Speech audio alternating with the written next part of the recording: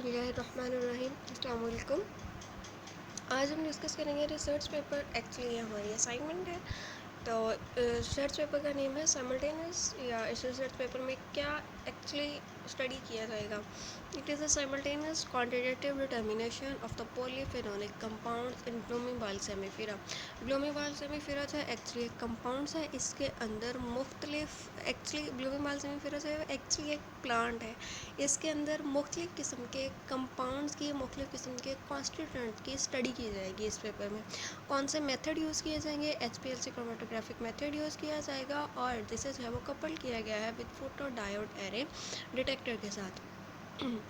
यहाँ पर एब्स्ट्रैक्ट की बात करते हैं, और एब्स्ट्रैक्ट में ये चीज़ डिस्कस की गई है कि HPLC मेथड यूज़ किया गया था, और जिसकी मदद से 18 polyphenolic compounds in the leaves of Blooming-Ball semifera was identified or was determined. In 18 compounds में से 17 जो थे वो फ्लेवोनॉइड्स से, एक उनमें से फिनाइल एथानोन था। फ्लेवोनॉइड्स की अगर बात करें तो एक्चुअली पिगमेंट्स होते हैं, जिस तरह कैरोटीनॉइड्स या ज़ैंथोनॉन वगैरह होते हैं, और ये प्लांट्स में विविड या क्लियर कलर जो है वो इम्पार्ट करते हैं। फिनाइल एथानोन जो है ये एक एरोमेटिक कीटोन है। ब्लूमीफेरा के लीव्स में से मुख्तलिफ़ किस्म की एक्सट्रैक्शंस के लिए क्रोमेसिल C18 कॉलम यूज़ किया गया था, और जिसमें एसीटोन नाइट्राइल और 0.2% एक्वस एसिटिक एसिड को मोबाइल फेस के तौर पर यूज़ किया गया था। और इन सारे कॉन्स्टिट्यूएंट के सिग्नल्स को इन्वेस्टिगेट करने के लिए photo diode array detector use किया गया। मुख्तलिफ सारे मेथड की या इन सारे कॉन्स्टिट्यूएंट की linearity, sensitivity, stability, precision, accuracy, इस सारे मेथड की इस्तेमाल करने से पहले ये सारी चीज़ें इसकी चेक की गई थी। जो भी सैंपल एक्सट्रैक्ट करवाया गया उसको 25 मिलीलीटर 18% मेथनॉल के अंदर 30% के लिए रिफ्लेक्स करवाया गया था। 18 कंपाउंड जो थे इसमें एक्यूरेटली आइडेंटिफाई कर लिए गए थे, और इन 18 कंपाउंड्स में से जो 3357 टेट्रा हाइड्रोक्सी 4 मिथॉक्सी फ्लेवोनॉन था, ये सबसे ज़्यादा पाया जाने वाला कॉन्स्टिट्यूएंट था। अब जब इन 18 कंपाउंड्स को आइडेंटिफाई तो कर लिया गया, लेकिन ये नहीं किया गया था कि सिर्फ एक रीजन से प्लांट के लीव्स लेकर और उनके ऊपर रिसर्च की गई थी, बल्कि 4 डिफरेंट रीजन से मुख्तलिफ लीव्स इकट्ठे की, एक ही प्लांट के लीव्स 4 मुख्तलिफ रीजन से इकट्ठे किए गए, और उनके ऊपर जो थे वो मुख्तलिफ रिसर्चेस और मुख्तलिफ एक्सपेरिमेंट्स परफॉर्म किए गए थे। जब ये चीज़ आइडेंटिफाई हो गई कि 3357 टेट्रा हाइड्रोक्सी 4 मिथॉक्सी फ्लेवोनोन जो है ये सबसे ज़्यादा पाया जाने वाला कॉन्स्टिट्यूएंट है, तो फिर ये चीज़ भी देखी गई कि ये कंपाउंड, ये मिथॉक्सी फ्लेवोनोन जो है ये बहुत ज़्यादा चाइना में स्पेशली ये बहुत ज़्यादा मेडिसिन के तौर पर यूज़ हो रहा है। इंट्रोडक्शन की बात करें तो ब्लूमी-बॉल सेमीफेरा जो है ये बहुत ज़्यादा वाइडली ग्रोइंग प्लांट है, और बहुत सारी कंट्रीज़ जो हैं वो इसको मेडिसिनल प्लांट के तौर पर यूज़ करती हैं, यानी इसको हर्बल मेडिसिन के तौर पर यूज़ किया जाता है। बहुत सारी कंट्रीज़ जैसे कि चाइना और specially south east Asian countries जैसे कि मलेशिया, फिलीपींस, वियतनाम और थाईलैंड जो हैं इसको बहुत ज़्यादा ग्रो करवाते हैं। इसके डिफरेंट कंट्रीज़ में इसके डिफरेंट कॉमन नेम्स हैं, जैसा कि चाइना में इसको आइना शियांग के नाम से जाना जाता है, और फिलीपींस में इसको सैमपंग के नाम से जाना जाता है। ब्लूमी-बॉल सेमीफेरा जो है क्यों इसे हर्बल मेडिसिन के तौर पर या मेडिसिनल प्लांट के तौर पर यूज़ किया जाता है, क्योंकि ये बहुत ज़्यादा बायोलॉजिकल इफ़ेक्ट्स शो करता है। रेस्पिरेटरी सिस्टम को इफ़ेक्ट करता है, नर्वस सिस्टम को इफ़ेक्ट करता है, और स्यूडोरिफिक यानी स्वेट कॉजिंग इफ़ेक्ट्स शो करता है, एंटी फंगल, एंटी कैंसरस और एंटी ओबेसिटी इफ़ेक्ट्स शो करता है। समटाइम्स इसके लीव्स जो हैं वो टी और सिगरेट्स में यूज़ किए जाते हैं। इसके अंदर क्योंकि बहुत सारे फ्लेवोनॉइड्स मौजूद होते हैं, और ये चीज़ डिटर्मन की गई, ये चीज़ देखी गई कि ब्लूमी-बॉल सेमीफेरा के लीव्स के अंदर जितने भी फ्लेवोनॉइड्स मौजूद हैं वो पॉलीफिनोलिक सब्सटेंसेस के ऐसे ग्रुप से ताल्लुक़ रखते हैं जो तकरीबन हर जगह पर मौजूद होते हैं, जो उबिक्यूट्स के नाम से जिनको जाना जाता है। जिस तरह इसका जो पूरे का पूरा प्लांट है ब्लूमी बाल्सेमिफेरा का, उसके अंदर बहुत सारे फ्लेवोनॉइड्स मौजूद हैं। इसके लीव्स के अंदर स्पेशली जो है फ्लेवोनॉइड्स मौजूद होते हैं, और ये वाले जो फ्लेवोनॉइड्स हैं ये स्पेशल फार्माकोलॉजिकल एक्टिविटीज़ जो है वो शो करते हैं। वह कौन कौन सी फार्माकोलॉजिकल एक्टिविटीज़ हैं? ये रेडिकल सीक्वेंसिंग शो करते हैं। रेडिकल सीक्वेंसिंग क्या है कि ये सेल्स की हेल्प करते हैं कि रेडिकल्स की वजह से जो डैमेज कॉज हो रहा है उससे प्रोटेक्शन में उसकी हेल्प करते हैं। एंटी कैंसरस एक्टिविटी शो करते हैं। प्लाज्मिन इनहिबिशन, लिवर प्रोटेक्शन और ज़ैंथिन ऑक्सीडेज इनहिबिटरी इफेक्ट जो हैं वो यहाँ पर ब्लूमी बाल्सेमिफेरा के लीव्स शो करते हैं। दूसरी चीज़ ये डिस्कस की गई थी, हम बार बार बात कर रहे हैं कि ब्लूमी बाल्सेमिफेरा को हर्बल मेडिसिन के तौर पर यूज़ किया जाता है। तो अगर किसी चीज़ को हर्बल मेडिसिन के तौर पर यूज़ करना है तो उसकी सेफ्टी और एफिशिएंसी के लिए उसका क्वालिटी कंट्रोल जो है वो सबसे ज़्यादा ज़रूरी है। जब हम सिंथेटिक ड्रग्स की बात करते हैं तो वहाँ पर हम जो भी बायोलॉजिकल इफ़ेक्ट शो होता है उसका क्रेडिट किसी एक कॉन्स्टिट्यूएंट को दे सकते हैं, यानी उसकी पूरी की पूरी इफ़ेक्टिवनेस जो है वो एक कॉन्स्टिट्यूएंट के नाम की जा सकती है। लेकिन जब हर्बल मेडिसिन की बात की जाती है तो यहाँ पर किसी एक कॉन्स्टिट्यूंट को, किसी एक कंपोनेंट को पूरे का पूरा क्रेडिट नहीं दिया जा सकता, क्योंकि एक मेडिसिन के अंदर या एक प्लांट के अंदर मौजूद बहुत सारे कंपोनेंट्स मिलकर इफ़ेक्ट शो करते हैं, यानी यहाँ पर सिनर्जिस्टिक इफ़ेक्ट्स जो हैं वो शो करवाए जाते हैं। फिर इसलिए ये चीज़ देखी गई थी कि पहले जितने भी पेपर्स डिस्कस किए गए उनके अंदर ब्लूमी बाल्सेमिफेरा के सिर्फ चंद एक कॉन्स्टिट्यूंट्स या चंद एक कंपोनेंट्स जो थे वो डिस्कस किए गए थे। लेकिन जो प्रेजेंट पेपर है जो डिस्कस किया जा रहा है उसमें इसके तकरीबन जो है वो 18 कंपाउंड्स को डिस्कस किया गया है। लेकिन इस पेपर के अंदर जो सैम्पल प्रिपरेशन है वो काफ़ी मुश्किल दिखाई गई है। यहाँ पर कौन सा मेथड यूज़ किया गया कि एच के साथ बहुत सारे दूसरे मेथड्स को कपल करने की कोशिश की गई। यहाँ पर बेस्ट से बेस्ट रिजल्ट्स को गेन करने के लिए यूवी डिटेक्टर्स यूज़ किए गए, photo diode array detectors use किए गए, एचपीएलसी को मास स्पेक्ट्रोमेट्री के साथ मिलाया गया। ये सारे के सारे मेथड जो हैं वो एक्सेप्टेड थे और एप्लीकेबल थे। लेकिन सबसे ज़्यादा जो मेथड यूज़ किया गया वो वाला यूज़ किया गया जब एचपीएलसी को फोटो डायोड एरे डिटेक्टर के साथ कपल किया गया था। और इसे क्यों प्रेफर किया गया? इसे इसलिए प्रेफर किया गया कि इसकी एफिशिएंसी हाई थी लेकिन इसकी कॉस्ट लो थी। और आज इन प्रेजेंट डेज में अगर देखा जाए तो इन बायोएक्टिव कंपाउंड्स की स्टडी के लिए एचपीएलसी को फोटो डायोड एरे डिटेक्टर के साथ कपल करके ही सबसे ज़्यादा यूज़ किया जाता है, क्योंकि ये मेथड सिंपल है, रिलायबल है और हाई एफिशिएंसी रखता है।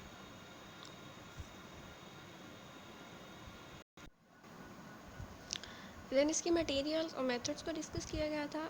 फर्स्ट वन जो इसका पार्ट है वो है मटेरियल्स और केमिकल्स कौन कौन से यूज़ किए गए थे। इसके ब्लूमी बाल्सेमिफेरा के डिफरेंट रीजन से, यानी डिफरेंट 4 रीजन से कलेक्ट किए गए लीव्स जो थे वो कलेक्ट किए गए, यानी उनके 4 बैचेस बनाए गए। अब किस किस एरिया से इकट्ठे किए गए थे, यहाँ पे चाइनास के सिटीज़ के नेम लिखे हुए हैं जो कि जिनकी प्रोनाउंसिएशन जो है वो डिफरेंट जगह पर डिफरेंट मिलती है। फर्स्ट वन जो डिस्कस किया गया है गुइज़हो, नेक्स्ट जो है वो गुआंगशी, यूनान जो था वो प्रोविंस ऑफ चाइना, यहाँ से जो थे इन मुख्तलिफ एरिया से लीव्स को कलेक्ट किया गया था। और ये सैम्पल मटेरियल्स को आइडेंटिफाई करने में डॉक्टर डाउपेंग ने इनकी हेल्प की थी। इसके बाद ये जितने भी लीव्स इकट्ठे किए गए थे, जितने भी सैंपल्स इकट्ठे किए गए, जो भी बैचेस उसके इकट्ठे किए गए, उसमें से 18 रेफरेंस कंपाउंड्स जो थे वो लेबॉर्ट्रीज़ के अंदर आइसोलेट किए जा चुके थे। और इन रेफरेंसेस को इकट्ठा करने के लिए न्यूक्लियर मैग्नेटिक रेजोनेंस और मास स्पेक्ट्रोमेट्री को यूज़ किया गया। और ये इस चीज़ को यकीनी बनाया गया कि जो रेफरेंसेस इकट्ठे किए गए हैं वो ऑलमोस्ट 98% तक प्योर थे, जिन्हें एचपीएलसी मेथड की मदद से चेक किया गया था। नेक्स्ट इसमें जो मोबाइल फेज यूज़ की गई, एचपीएलसी ग्रेड एसीटोनाइट्राइल यूज़ किया गया था। और इसके अंदर जो था दूसरे के बाकी जो रिएजेंट्स यूज़ किए गए थे उसके लिए इस बात को यकीनी बनाया गया कि एटलीस्ट एनालिटिकल ग्रेड के ज़रूर हों। वाटर अगर यूज़ किया गया तो उसे using water was purified using a milk water purification system, उसे मिल्क वाटर प्योरीफिकेशन सिस्टम के थ्रू वाटर को भी प्योरीफाई करने के बाद मोबाइल फेस के तौर पर या बाकी चीज़ों के लिए उसको यूज़ किया गया था। इसके बाद अगर इसकी सैम्पल प्रिपरेशन की बात करते हैं तो सैम्पल प्रिपरेशन में इसके जितने भी लीव्स थे उनको ड्राई कर लिया गया, उनको ग्राइंड कर लिया गया। उसके बाद ये ग्राइंडेड और ड्राइड लीव्स जो थे ब्लूमी बाल, सैम्पल प्रिपरेशन के केस में ब्लूमी बाल्समिफेरा के लीव्स लिए गए, उनको ड्राई किया गया और उनको पाउडर फॉर्म में कन्वर्ट कर लिया गया। फिर ये पाउडर फॉर्म का कुछ हिस्सा लेके 0.6 ग्राम अगर मेंशन किया गया है, उसको लेके उसे 80% मेथानॉल के साथ 30 मिनट्स के लिए रिफ्लक्स करवाया गया। वहाँ से रिफ्लक्स करवाने के बाद जो भी एक्सट्रैक्शन हमारे पास आई, जो भी एक्सट्रैक्टेड सैम्पल था, उसको HPLC एनालिसिस से पहले 0.45 माइक्रोमीटर साइज़ की मेम्ब्रेन के साथ उसको फ़िल्टर करवाया गया।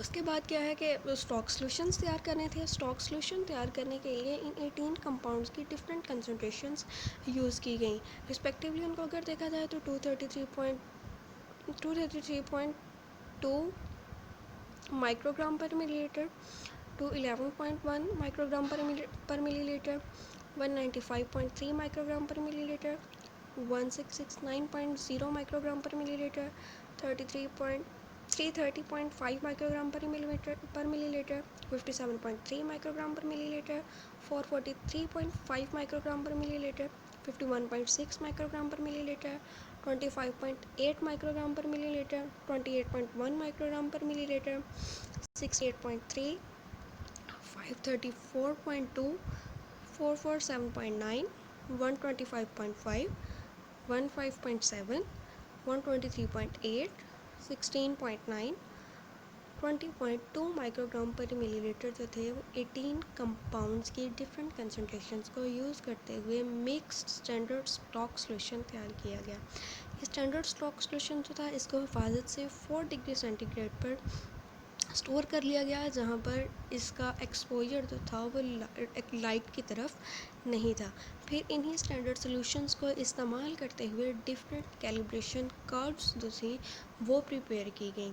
स्टैंडर्ड सॉल्यूशंस को HPLC एनालिसिस के लिए HPLC ऑपरेटर से गुजारने से पहले दोबारा से 0.45 माइक्रोमीटर साइज्ड मेम्ब्रेन में से इसको फ़िल्टर करवा लिया गया। क्रोमेटोग्राफिक पैरामीटर्स की बात की जाए तो HPLC सिस्टम यूज़ किया गया जो कि वाटर्स 2995 कंट्रोलर और 2998 फोटो डायोड एरर डिटेक्टर पर मुश्तमिल था, और यहाँ पर सप्रेशन को परफॉर्म करने के लिए elite Kromasil C18 carbon 18 column use किया गया था। फ्लो रेट को 1 मिलीलीटर पर मिनट पर सेट किया गया। कॉलम टेम्परेचर 25 डिग्री सेंटीग्रेड रखा गया। डिटेक्टिव वेव लेंथ 254 से 289 नैनोमीटर तक रखी गई, और यहाँ पर एसीटोनाइट्राइल और water with 0.2% acetic acid mobile face के तौर पर यूज़ किए गए थे। डिफरेंट टाइम्स के ऊपर डिफरेंट कंसनट्रेशंस जो थी वो चेंज की जाती रहीं। एसीटोनाइट्राइल को मोबाइल फेस ए के तौर पर यूज़ किया गया और वाटर कंटेनिंग 0.2% एसिटिक एसिड को मोबाइल फेस बी के तौर पर यूज़ किया गया। बाइंडिंग ग्रेडियंट प्रोग्राम जो था इस तरह से सेट किया गया कि फर्स्ट 10 मिनट्स के लिए 80% ऑफ एसीटोनाइट्राइल यूज़ किए गए, नेक्स्ट 10 से 15 मिनट्स के लिए 80 to 70% ऑफ वाटर के यूज़ किए गए, देन नेक्स्ट 15 से 25 मिनट्स के लिए 75% ऑफ वाटर यूज़ किया गया, फिर 25 से 50 मिनट्स के लिए 75 to 35% वाटर यूज़ किया गया, और देन फाइनली लास्ट 10 मिनट्स के लिए दोनों मोबाइल फेस जो थी वो इक्विलिब्रेट कर दी गई थी, और इंजेक्शन वॉल्यूम 10 माइक्रोलीटर रखा गया था, और डाटा जो था वो कलेक्ट किया गया बाय वाटर्स एम्पावर केम स्टेशन सॉफ्टवेयर के थ्रू डाटा कलेक्ट किया गया। क्रोमेटोग्राफिक पीक्स की प्योरिटी को एनालाइज करने के लिए जो ऑपरेटर्स यूज़ किया गया वो है एजिलेंट 1290 UPLC सिस्टम यूज़ किया गया था। इस UPLC सिस्टम को नेक्स्ट साइक्स ट्रिपल TOF 4600 मास स्पेक्ट्रोमीटर के साथ जोड़ा गया और ये मास स्पेक्ट्रोमीटर कपल किया गया था विद एन ESI इंटरफेस के साथ। ऑप्टिमाइज मास स्पेक्ट्रोमीटर कंडीशन जो भी इसमें से हासिल की गई वो थी TOF mass range between 50 and 1700 रखी गई। कर्टेन गैस 35 PSI रखी गई। आयन स्प्रे वोल्टेज 4500 से 5000 किलोवाट्स रखा गया। आयन सोर्स टेम्परेचर को 500 डिग्री सेंटीग्रेड पर मेंटेन किया गया था और क्लाइन एनर्जी जो थी वो 10 वोल्टेज रखी गई थी ताकि ज़्यादा से ज़्यादा फ्रेगमेंट्स की, ज़्यादा से ज़्यादा कंपोनेंट्स की इंफॉर्मेशन हासिल की जा सके। दैट मेथड वैलिडेशन को डिस्कस किया गया है ये देखने के लिए कि जो HPLC मेथड यूज़ किए गए हैं वो वैलिड भी हैं या नहीं। उस पर्पज़ के लिए मुफ्त सैम्पल्स की linearity, limit of detection, limit of quantification यानी उनकी कम से कम अमाउंट्स, उनकी लोएस्ट क्वांटिटीज़ जिनको सही तौर से प्रिसाइजली डिटेक्ट किया जा सकता हो वो चेक की गई। उनकी प्रिसीजन चेक की गई, रिपीटेबिलिटी चेक की गई, स्टेबिलिटी एंड रिकवरी जो थी वो उनकी चेक की गई, सिर्फ ये देखने के लिए कि जो मेथड यूज़ किया जा रहा है वो वैलिड है या नहीं है।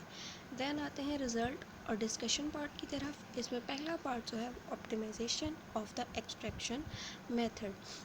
एक्सट्रैक्शन मेथड की ऑप्टिमाइजेशन को चेक करने के लिए, एक्सट्रैक्शन मेथड की ऑप्टिमाइजेशन के लिए यहाँ पर 4 फैक्टर्स को डिस्कस किया गया था।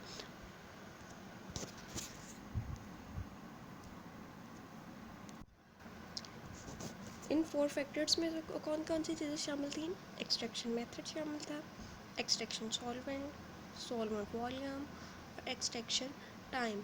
यानी कि एक्सट्रैक्शन मेथड को बेहतर बनाने के लिए, एक्सट्रैक्शन मेथड की ऑप्टिमाइजेशन के लिए ये 4 फैक्टर्स जो थे इनको डिस्कस किया गया।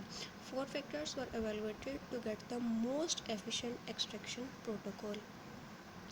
सोनिकेशन करवाई गई, रिफ्लक्स टाइम चेक किया गया मुख्तलिफ फैक्टोरियल एक्सपेरिमेंट में, और रिफ्लक्स टाइमिंग के लिए या रिफ्लक्स के लिए 80% मेथनॉल जो था वो यूज़ किया गया और रिफ्लक्स टाइमिंग जो थी वो ऑलमोस्ट 30% रखी गई। और इन सारी चीज़ों को यूज़ करने के बाद ये चीज़ देखी गई कि that method shows the best extraction ability. इसके अलावा ये देखा गया कि 60% methanol, 80% methanol, 100% methanol, 60% ethanol, 80% ethanol and 80% methanol, ये वाले जो सॉल्वेंट मिक्सचर्स थे ये सबसे ज़्यादा बेस्ट माने गए। इन सॉल्वेंट मिक्सचर्स को यूज़ करते हुए ज़्यादा अच्छी क्रोमेटोग्राफिक पीक्स हासिल की जा सकती थी। उसके बाद बात की गई है कि 80% मेथनॉल को यूज़ करते हुए 25 मिलीलीटर ऑफ 80% मेथनॉल जब यूज़ किया गया तो सबसे बेहतर एक्सट्रैक्शन एफिशिएंसी जो थी वो देखी गई, बजाय इसके कि 50 मिलीलीटर या 100 मिलीलीटर यूज़ किया जाता है। यानी यहाँ पर जो है वो concentration of the solvent discuss की गई है। जब 25 मिलीलीटर यूज़ किया गया तो एक्सट्रैक्शन एफिशिएंसी जो थी वो सबसे ज़्यादा बेहतर थी, बजाय इसके कि 50 मिलीलीटर या 100 मिलीलीटर यूज़ किया जाता।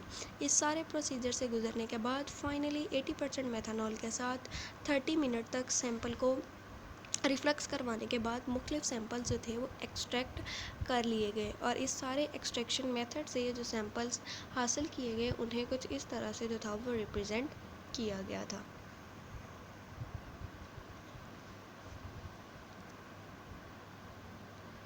फिर इसके बाद जो है वो ऑप्टिमाइजेशन इस तरह एक्सट्रैक्शन मेथड के लिए यूज़ की गई। सिमिलरली HPLC के मुख्तलिफ पैरामीटर्स के लिए भी ऑप्टिमाइजेशन का मेथड यूज़ किया गया था।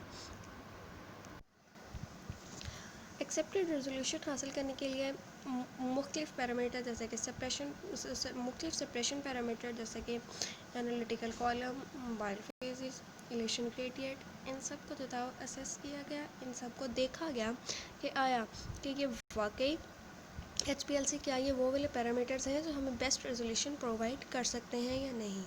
इलीट कमर्शियल कार्बन 18 कॉलम जो था, देखा गया कि वो सबसे ज़्यादा अच्छा कॉलम है जो कि बेस्ट रेजोल्यूशन प्रोवाइड कर सकता है।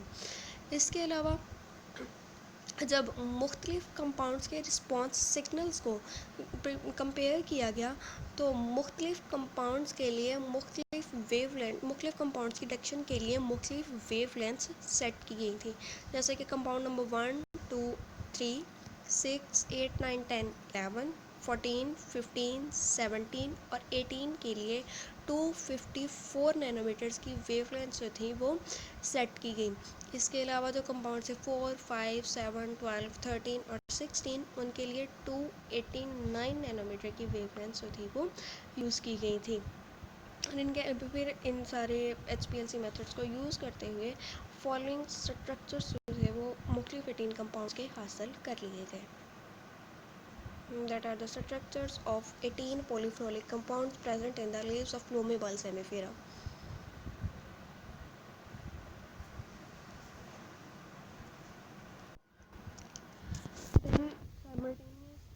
एनालिसिस के लिए फिर एक ही टाइम पर 254 नैनोमीटर और 289 नैनोमीटर दोनों वेवलेंथ जो थी वो एक ही टाइम पर यूज़ की गई थी।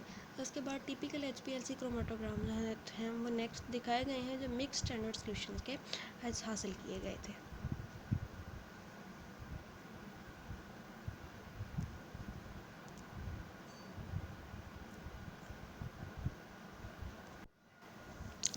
एक्सट्रैक्टेड 18 कंपाउंड्स की 18 पॉलीफेनोलिक कंपाउंड्स की प्योरिटीज़ को चेक करने के लिए HPLC फोटोडायोडाइड स्पेक्ट्रोस्कोपी और HPLC मास स्पेक्ट्रोमेट्री मेथड जो थे वो यूज़ किए गए थे। HPLC फोटोडायोडाइड स्पेक्ट्रोस्कोपी को ये जब यूज़ किया गया तो ये देखा गया कि 18 कंपाउंड्स की जितनी भी पीक्स बन रही हैं वो थ्रेशहोल्ड लिमिट के अंदर है। अब थ्रेशहोल्ड लिमिट क्या है? It is the maximum concentration of a chemical that is allowable for repeated exposure without producing any adverse health effects. इनके तो ये देखा गया कि जितनी भी इनकी प्योरिटी, जितनी भी पीक्स जो है वो बन रही हैं वो थ्रेशहोल्ड लिमिट के, उनकी प्योरिटी थ्रेशहोल्ड लिमिट के अंदर है। उसके बाद जो थी इनकी डिफरेंट पीक्स जो है वो नेक्स्ट शो करवाई गई हैं जो इनकी डिफरेंट प्योरिटी पीक्स हासिल की गई थी।